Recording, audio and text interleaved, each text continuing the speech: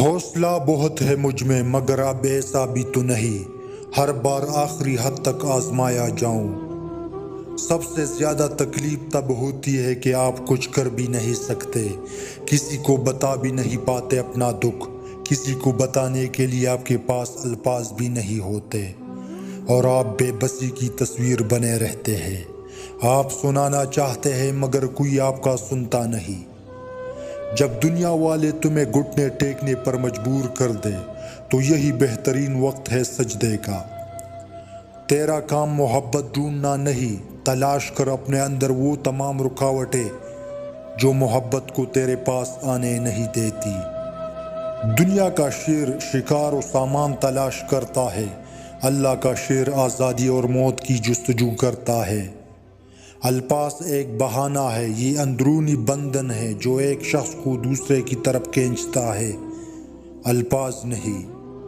ان لوگوں کو نظر انداز کرے جو آپ کو خوفزدہ اور اداس کرتے ہیں، جو آپ کو بیماری اور موت کی طرف لے جاتے ہیں۔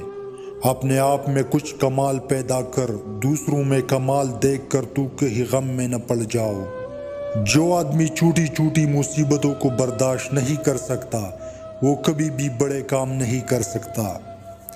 ایک مسکراہٹ آپ کو مزید 10 سال کی زندگی دیتی ہے۔ اگر آپ چاہتے ہیں کہ آپ کے بچے پرسکون زندگی گزارے تو انہیں تھوڑی سی بھوک اور تھوڑی سی سردی کا سامنا کرنے دیں۔